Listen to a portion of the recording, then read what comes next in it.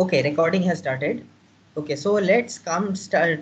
So today we will start a new topic. This is related to linear and non-linear classifiers. So far we had been we have studied several classification algorithms starting from k nearest neighbors, decision trees, naive-based classifiers, logistic regressions, and so on. And in the last week, we were also discussing how to combine different classifiers and or regressors for that matter. So for that we studied say bagging, we studied boosting and so on, and we also saw how we can do one versus one or one versus all classification for multi-class classification. Okay. So in case of one versus one or one versus all classifiers, if you remember, also in case of logistic regression, we were basically considering that the entire feature space can be separated into two parts by a line, right? So like in both cases, we are making this kind of an assumption. Say this is the feature space, the 2D feature space. So this is x1 is one attribute, x2 is another attribute, and we are assuming the existence of a line like this, whose equation was w transpose x is equal to 0.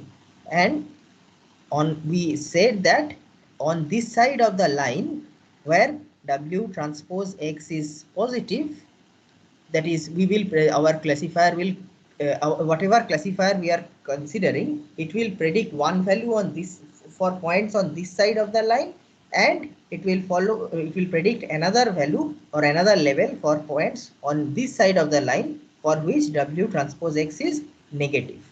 That means what? That means we were basically saying that the predictor was something like this. The predicted value y, or if we say y hat, is basically is equal to sine of w transpose x. That means what? Now what is this sine? Sine is basically sine of any number is equal to 1 if that number is positive,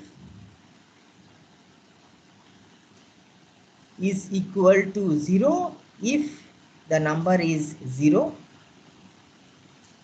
or it is minus 1 if the number is negative.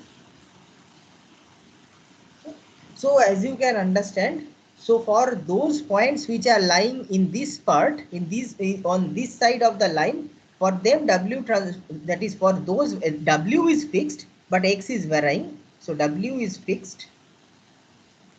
Now for those points or those values of x which are lying on this side of the line, as we can understand, w transpose x is going to be positive. So this will be positive. So y hat is going to be plus 1. For all points on this side of the line, w transpose x is negative. So its sign is minus 1. Right? And for the points which are lying on the line, for them w transpose x is equal to 0. So for them the y hat is going to be 0. Now of course we are assuming that it's a binary classification, that is that is here we have considered three things, 1, 0 and minus 1, but it's a binary classification problem. So like we can just consider that this does not exist separately and just we can merge it with 1.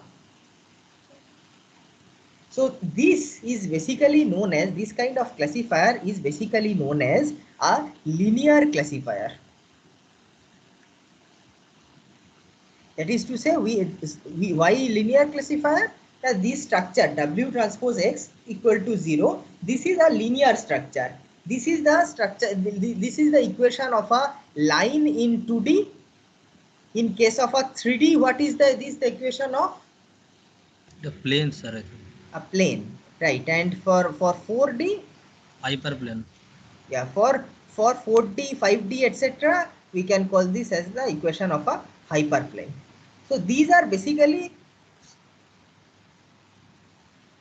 so whatever it is, either way, this is a linear structure. So we are assuming that the feature space, whatever the dimensionality of the feature space is, the feature space is divided into two, what they call as half spaces, by a linear structure. On one side of the linear structure, we will predict 1, and on the or like we will predict one class level, on the other side of the linear structure we will predict the other class level, right? So so we can say that a linear classifier divides the feature space, Fs stands for feature space, into two half spaces,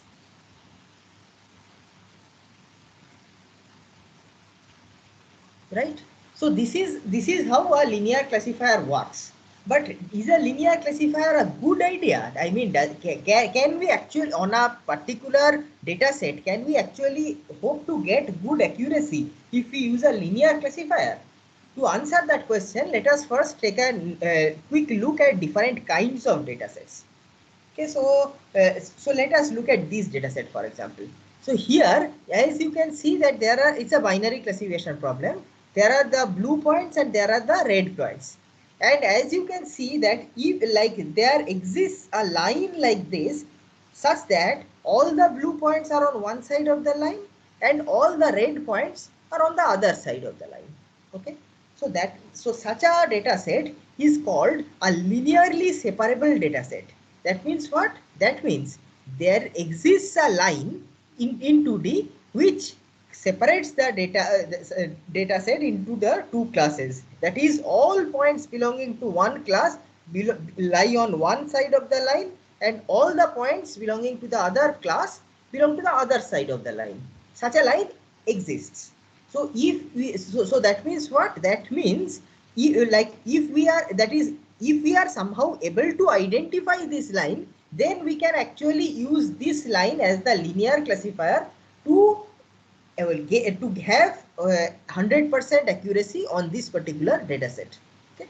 So like the notion of linearly separable, once again, is not fixed to 2 dimension. It can go to 3 dimension, 4 dimensions, and so on also, right?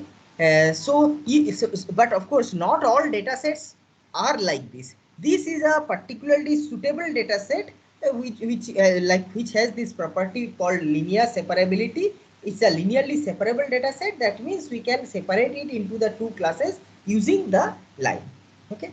Now say for example it may happen like this kind of a situation. That means that like if you look at this data set, you can actually try and convince yourself, I mean not only intuitively but also mathematically, if you know the appropriate techniques from combinatorics and geometry, that it can be mathematically proved that there exists no single line such that all the red points are on one side of it and all the green points are on the other side of it, right? There does not exist any such line. But there does exist this line, or for that matter this line also, or this line also, such that all the red points except one are on one side of it, and all the green points except one, maybe except one or two, are on the other side of it, right? So like those points, those like which we can call as outliers or exceptions, like if we disregard them, then most of the then the rest of the points we will be able to classify correctly using using that particular or those linear classifiers, right? So this kind of a data set, we can call it as almost linearly separable. That means what? That basically means that with the exception of a few outliers, all the points of the or rather, let me put it this way. I will say that a data set is almost linearly separable if there exists at least one linear structure which separates, or such that like all the points belonging to one class lie on one side of it and all the points of the other class lie on the other side of it, with the exception of a small number of outliers or exceptional points, right? So if this happens, then we can call it as a almost linearly separable data set. So if a data set is almost linearly separable, then we can never achieve 100% accuracy with any linear classifier. But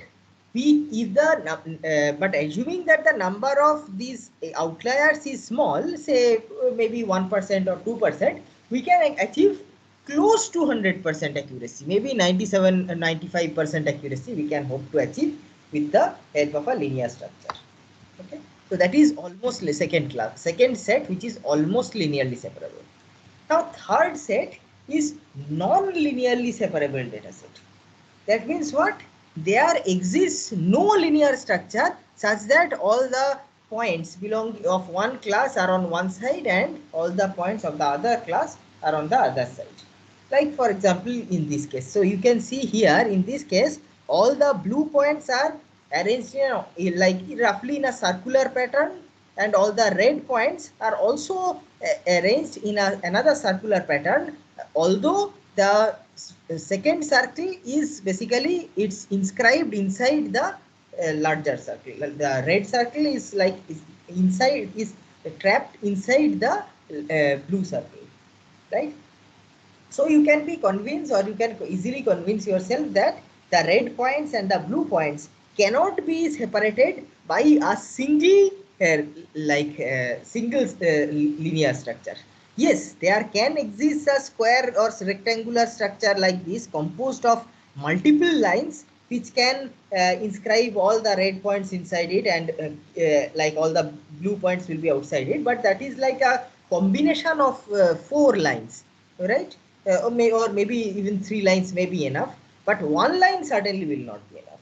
So we, in such a data set, we can call as non-linearly separable data set.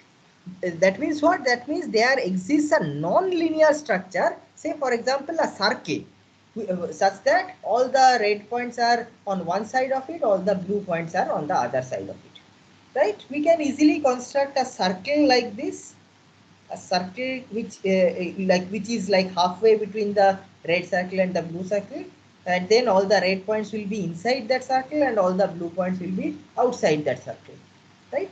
But the circle is not a linear structure, it's a non-linear structure, right? And why do we say so?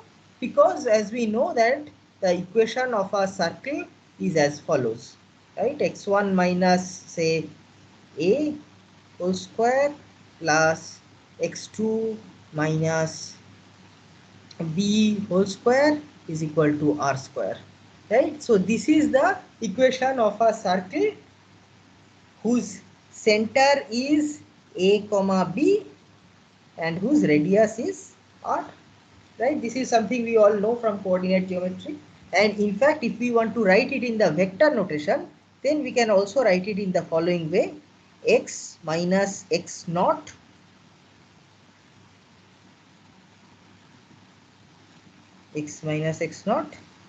is equal to r square, right? So you can just convince yourself that this is where of course where x is equal is a 2D vector, x1 comma x2, x naught is the center is like a and b, and you can convince yourself that this is equivalent to that, right? And the radius is of course r square. Now this this need not be the equation of a circle only. If instead of restricting ourselves to 2D, suppose x is a d-dimensional points, right? So okay, let's say 3-dimensional points, and x naught is also a 3-dimensional points, right? Then what happens? Then what can we call this? Then what is this the structure of?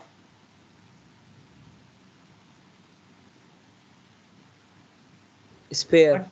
It's a sphere, right? So what is a circle in 2D becomes a sphere in 3D. So this is basically a sphere. Say something like something like a planet, or say Earth. Of course, Earth is not a perfect sphere, but we can call it that this is like a 3D circle, which is a sphere. Similarly, we can move on to spheres in high dimensional spheres. I can make it R4, R5, whatever, right? So so whatever it is, that's not the point here. What we are trying to say here is that this is not a linear structure. Why not linear structure? Because as you can see that even in 2 dimensions, this involves like x1 square plus x2 square, etc., etc. Right? So this is like it's a quadratic structure. It's not a linear structure like this.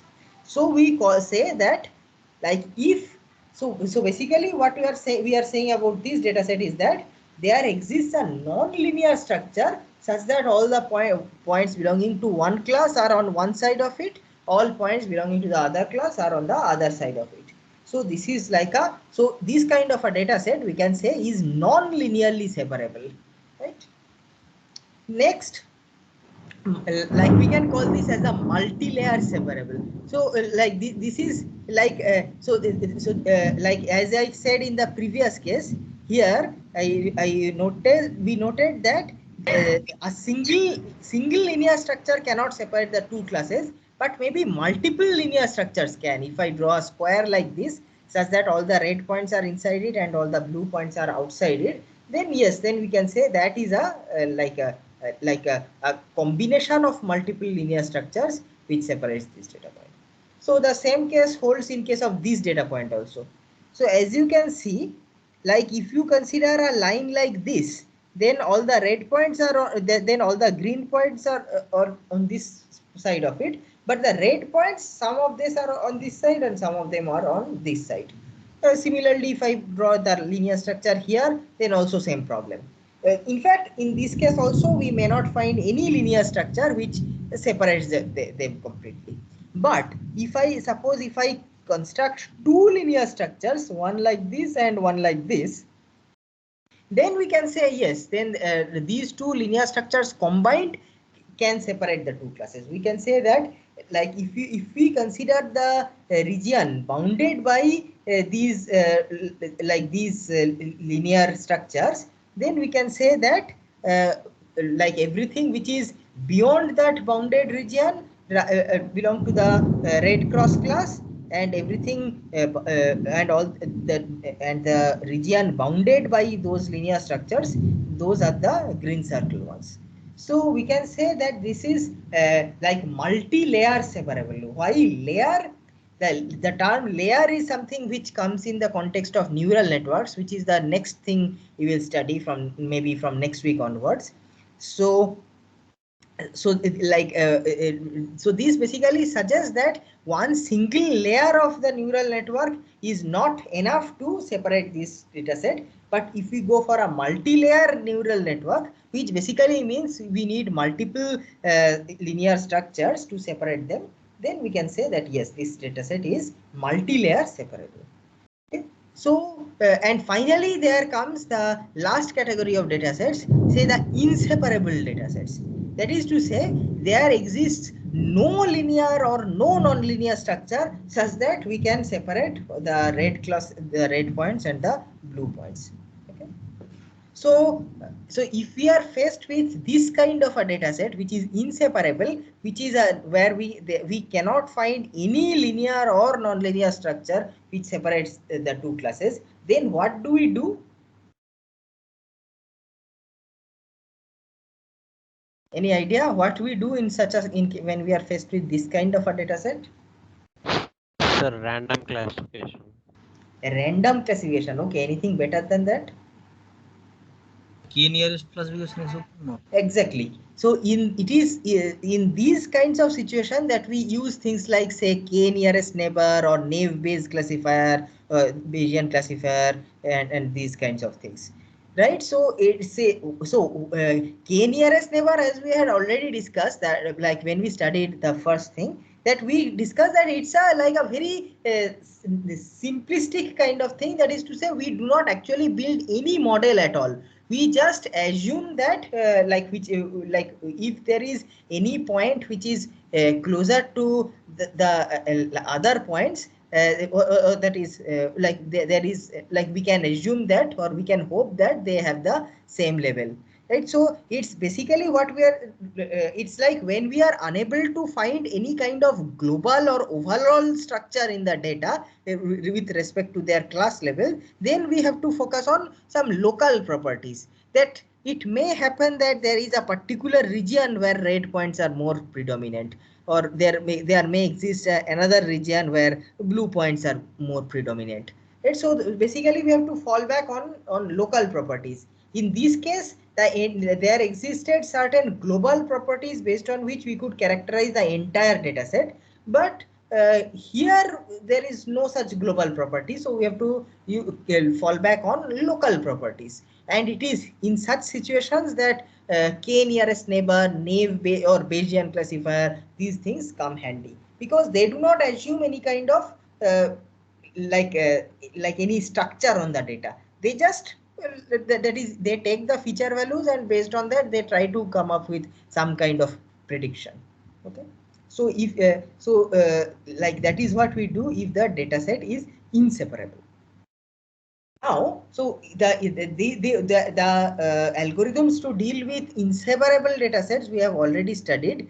Like they are versatile because they can work in that is, they can work with both inseparable data set as well as, of course, they can work with separable data sets. But as we saw that they have various kinds of naiveties. They are based on various assumptions which may be wrong. They are based on or they require a lot of this storage or computation and so on. So they have their shortcomings, but they, like, we can say that they are more versatile in the sense that they can work on, or they can operate on various classes of data set, even if they do not have nice properties such as linear separability.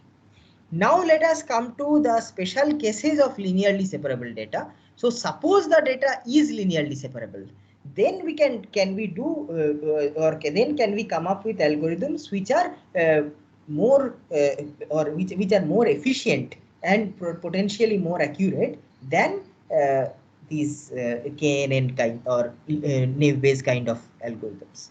Right? So it's like now we are like the algorithms which we have studied earlier, they are general purpose algorithms. They can be applied on different kinds of data set. We are never saying that they will work only on certain kinds of data set, but they have their computational and performance wise disadvantage.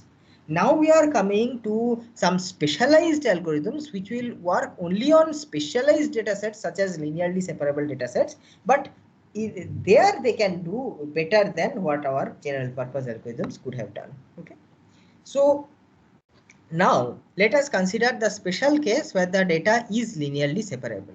So that means what? That means there does exist at least one linear structure such that all the points of class A are one side of it, all the points of class B are on the other side of it. Right? So then what do so if you have to build a classifier for such a linearly separable data set, what will you do? Obviously, we'll have to find a such a hyperplane classifier which satisfies that property. Now there may be only one such hyperplane classifier, or there may be infinite number of such hyperplane classifier. So I may be satisfied by finding any such hyperplane classifier, or I may want the best among them. Now what do I mean by the best among them? We will come to that later. As of now, let us focus on the less ambitious goal that I am satisfied with finding any linear structure which separates the two classes. Okay, so for that, let us look at one algorithm which we are going to call as the perceptron algorithm. So what's the perceptron algorithm? So just to recapitulate, or just to put everything in context, here we are given a data set, binary label data set. All the labels are either +1 or -1. I mean, that may not have been the case originally. Maybe the two class labels were blue and red, or cat and dog, or good or bad, or anything like that. But for my benefit, I have I have converted all the class labels to either +1 or -1. That is, one class I randomly call as +1, the other class I randomly call as a -1. Okay. What do I want to do now? I want to find any separating hyperplane for by like which separates the two classes. That is to say, all points belonging being labeled +1 are on one side of it, all points of -1 are on the other side of it. Also, the prediction is going to be done in this way. That is, this is the equation of the linear classifier which we have already studied here, right? So that W transpose X plus B that we have already discussed, that we can neglect, because we have, like in this, like in the convention that we have been following in this class, we can disregard this B. We assume that it is part of W itself by assuming that, by appending a special feature which always takes the value 1 along with the X. Okay, so this is, so basically so basically this is the linear classifier which we want to come up with. Now in the training phase, I know X, I know Y, I do not know W. So this is the this is what I want to find out. So the, like in the, that finding out the W is my training exercise. Okay. So now let's come to what, like the perceptron algorithm. Now before going into the algorithm, let me just give you an idea of how the perceptron algorithm works. So let us consider again, for benefit, let us I am focusing on 2D, but as usual this algorithm will work on any dimensional data sets. So x1, x2.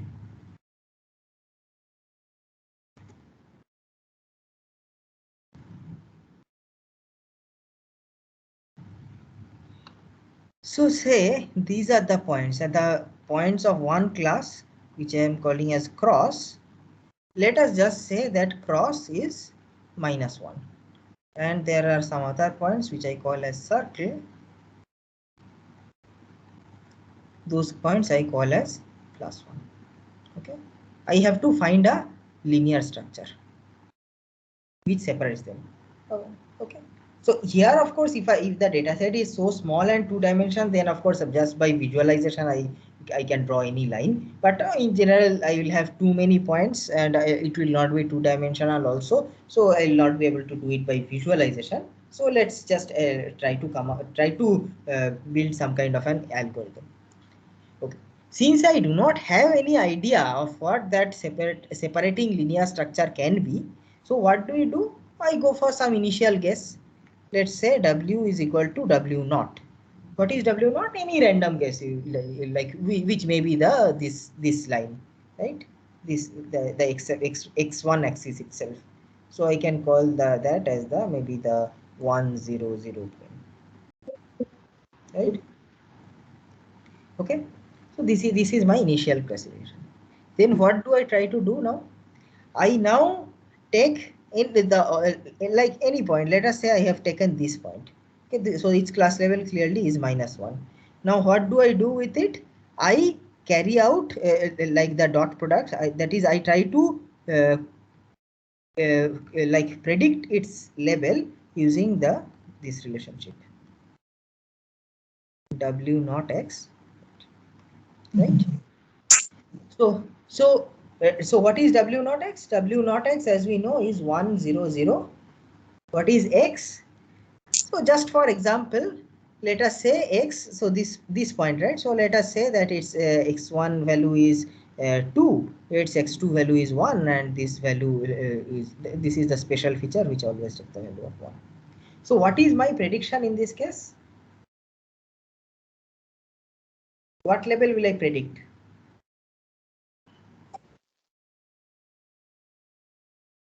What? +1.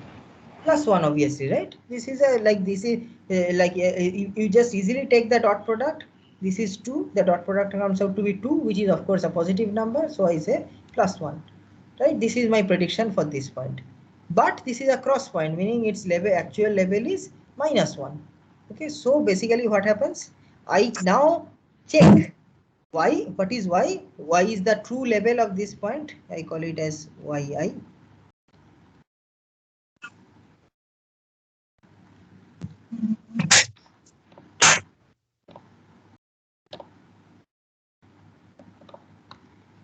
Okay, so yi is equal to -1, but yi hat is equal to +1. So I see that these two have not matched. So then what do I do? So then I come to the conclusion that this is not a good thing. Like this w is not going to work for me. So what do I do? According to the perceptron algorithm, I simply write w equal to w naught plus yi times xi. What is yi? Yi of course is -1. What is xi? Xi is, as we have already said, 2, 1, 1. Okay. So what happens to w? W now becomes, it was originally 1, 0, 0. Now it becomes -2, -1, -1. So as you can see, it has become -1, -1, -1. Am I right? So this is your w. I call it as w1. So -1, -1, -1. So like basically, so it's like saying this is the equation of the line that is w1 transpose x equal to 0. So I want to understand what line it is. Okay, so I write w1 transpose x equal to 0. So basically it becomes -x1 minus x2 minus 1 is equal to 0, which means x1 plus x2 is equal to -1. Okay, so so what does that look like? Which line is x1 plus x2 minus 1? So when x2 is equal, so from our knowledge of coordinate geometry, we can understand what is that. So when x2 is equal to 0, so at this point it crosses the x1 axis at -1, and when x2 is equal, so when x1 is equal to 0, then x2 is equal to -1, right? -1. Okay, so it's somewhat like this. Right? Now it does not matter that these like if you see, like if you look at it, now does this point now does this line classify this point better than the previous point? So let us see what happens here. It's -1, -1, -1, right? This is the new w1. And what is x? X, as we know, is 2, sorry, x1 is 2, 1, 1. So I take a dot product, I get -2, -1, -1, which is of course -4, and I take a sign of it. So what is yi hat now? Yi hat is clearly, yes, -1, sir. yeah, -1. Sign of -4, which is -1, right? So yi is equal to -1. Yi hat is also -1. So I can be happy that now I have been able to classify this point correctly. But am I really happy? Yes. Yes. Sir, actually I have question that here you actually first of all in your model that you use the yi equal to -1, but we should not have to, sir, actually use it, sir. Why, sir, we use first of all, sir? Because Where you are saying? I'm saying, sir, you say that w equal to w0 plus yi into xi. Huh. So But why I am using yi here? yes, sir. We should not Yeah. have to use yi. So basically, okay. So basically, this is the perceptron algorithm. This is how the algorithm is defined. Now, what is the logic of using yi here? The logic of see, the thing is, that is okay. Let us say I did not use yi here. Let us say I just use w is equal to w naught plus xi. Okay. So in that case, what happens to w? In that case, so w is not was 1, 0, 0, right? And what happens to xi? And what is xi? Xi was 2, 1, 1. So suppose I do this. then what happens to this line? 3, 1, 1. That is my new W. Now what does 3?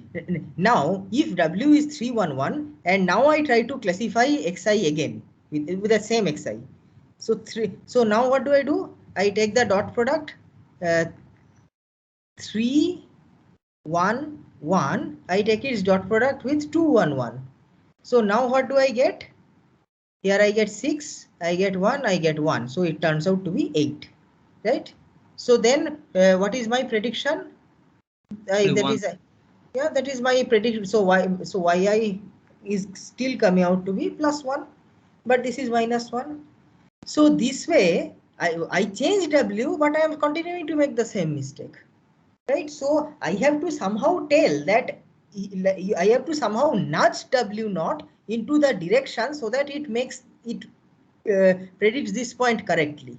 It could predict it correctly only because I use this yi to say that this yi is -1. So you have to change in such a way that you are able to classify this correctly. So that is the reason why I have to go for yi here. I had an initial guess which made a mistake. So I'll have to update my initial guess. I have to update it in such a way that this mistake which I made last time is corrected. So that nudge, I have to nudge the line in the direction in such a direction that it is able to classify it correctly. That is why I need yi. Okay. Now once I have changed the line accordingly, suppose so instead of 3, 1, 1, suppose I go for -1, -1, -1 as suggested by the perceptron algo. Then you can see that this point is correctly classified. But am I happy? No, right? You will find that the line -1, -1, -1 will classify all the points here as -1. This point, fine, this will be classified -1. This will also be classified -1. This also -1. But then even these points are going to be classified -1, even though they are actually +1, right? So that means this will not do. I will again have to nudge it further. So now when I come to this point, okay. So let us say, what is this point? Let us say this point is 6, 5. Okay, x1 equal to 6, x2 is equal to 5. So as you can see, when I am dealing with this point 6, 5, 1, I am getting -6, -5, -1, which is equal to -12. That is yi hat is coming, in this case also yi hat is coming to -1, where yi is actually +1. Okay. So we have to do something else in this case.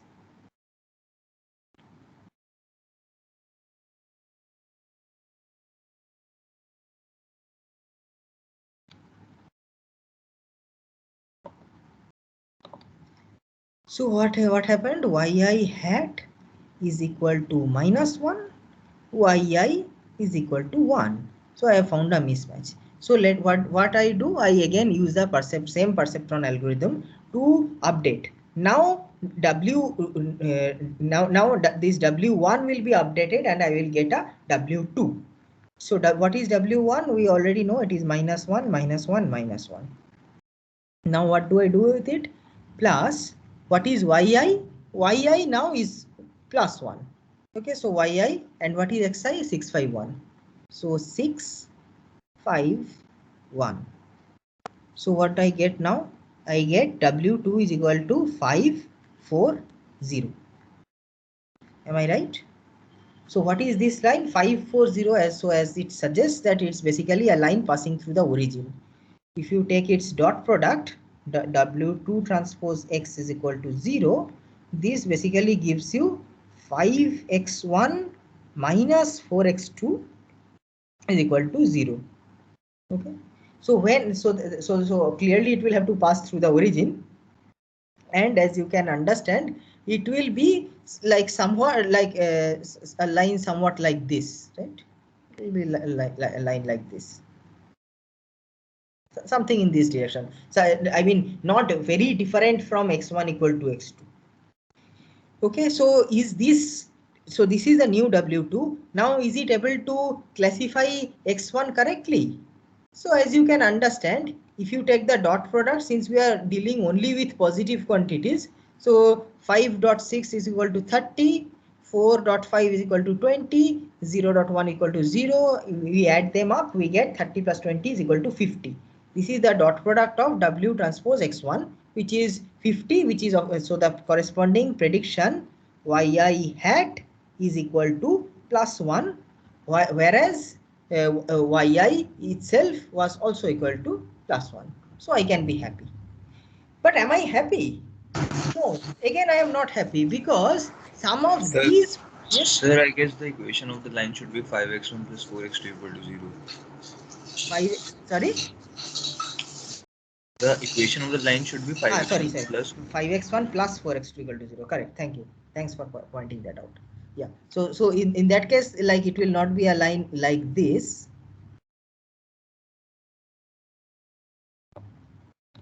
But instead it will be a line probably like so. Basically so when x1 is that is it will pass through the origin, but let's say when say x2 is equal to 5, then x1 will have to be minus 4, right? When x2 is equal to 5, so then x1 will have to be minus 4. And similarly, when x1 is equal to 4, then x2 will have to be minus 5, right? Say something like this. So like it will be somewhat like this. Okay. Yeah, right. So that means what? So that means this point is correctly classified as plus 1. So am I happy?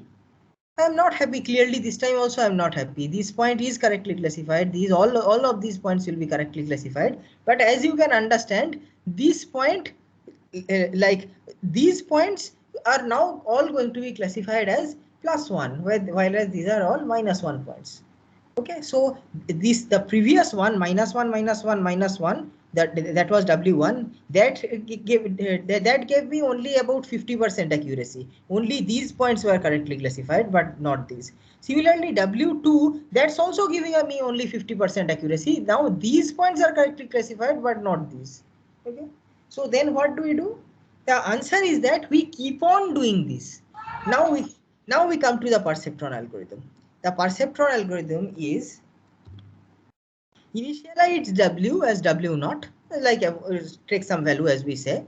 Now repeat till the stopping criteria is satisfied. Like this line, forget for the time being. Let us look at this. For I is equal to 1 through n, there are n training examples. You take up any training example. You see whether they are being correctly classified or not.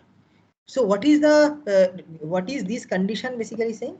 So look at this. So focus here. So what is yi? Sorry, what is yi hat? Yi hat is equal to sine of W transpose X. Okay. Now consider this quantity yi times sine of W transpose X. Okay. Focus on this quantity. What's happening here? So remember that yi hat can be is only like it's either plus 1 or minus 1. So that means this part is either plus 1 or minus 1. So clearly, if yi is positive and this part is plus 1, then this product is going to be positive. Again, if yi is negative and this part is minus 1, then also this is going to be positive, right? So so that means whenever the predicted sign of yi is equal to the actual sign of yi, this product is always going to be plus 1. But when there is a mismatch, that is either this is positive, this is minus 1, or when this is negative, this is plus 1, then this product is negative, right? So this product being positive means predicted y is equal to matches actual y. Whenever this is negative, that means there is a mismatch. Okay, so that is what is indicated here. So this product being negative indicates a misclassification. So so whenever for a point, for any of the points which we are dealing with, whenever this happens, that is the point is misclassified, I update W in this way. The B, of course, you don't have to think about here, because B is a part of W only. So that is because Xi is equal to 1 for that special feature. So this is what happens to the bias term. So you don't have to consider it separately. This is the perceptron algorithm which we had written down here, right? That means what? That means I go to every training point one by one. I check whether the current value of W is able to classify it correctly. If yes, good enough, I move on to the next point. If no, I update W in according to this rule. And I do this for all the n points. Okay. Now that means what? So like I felt like I tried to classify this point. I with my W naught, which was 100, I failed to classify this particular point. So what did I do? I changed W1 to this value, -1, -1, -1. Now I could classify the next few points, which is this one, this one, this one, this one. Note that after when I made -1, -1, -1, I did not come back to this point. I showed you that this point is now correctly classified, but the algorithm actually does not come back to this point now. Instead, it just moves on to the other points. So after make it with W equal to W1, I classified these points and I could correctly classify them. Next, I moved to this one. Here I found that a misclassification is happening. So what did I do? I set W is equal to W2, where W2 is defined as follows: 540, right? Now with this, what the new W2, what did I do? I now classified this, all of them were correctly classified. Okay. Now what did I do? Now what is happening? So basically I completed this one iteration for I equal to 1 through n. This entire iteration was completed, right? Now I go to this line. Here this line is telling me repeat till the stopping criteria is satisfied. So let us say that I have a stopping criteria. What's that stopping criteria? Possible choices are as follows: all examples are correctly classified. Okay, this may be a stopping criteria. Now clearly this stopping criteria was not satisfied here. Why? Because this point I misclassified, later this point also I misclassified. Okay, these 2 points I have misclassified. So I have not been able to, so I have clearly not satisfied this stopping criteria. Okay, the second example of a stopping criteria may be a fixed number of iterations completed. The user might have given specified beforehand how many total iterations I should do. So that iteration may be, that number may be 25 or 50 or something. Clearly I have done only one iteration so far. So these also cannot be satisfied. The third is W does not change much on updation. That is, whenever you update W, the value of W remains almost the same. Clearly that's not the case.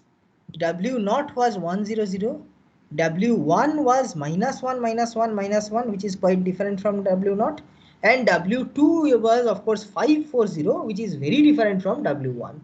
So this criteria has also not been satisfied, right? So none of these criteria, stopping criteria I have met so far. So continue doing the same process. What's the same process? Now you again start from the scratch, try to classify all the points one by one. So now I come back to this point, right? So what happens when I try to classify this point again with W2? How do I classify it?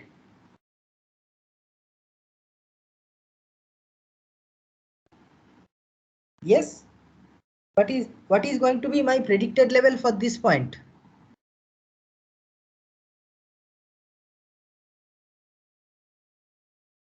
Quick. What is this point? This point is 211. So if I try to predict the level of 211 with respect to W2, then obviously that is I will get a positive number. So I am going to predict yi as +1, but yi is but clearly y for this is a cross point, so yi is -1, right? So I have again made a mistake at this point.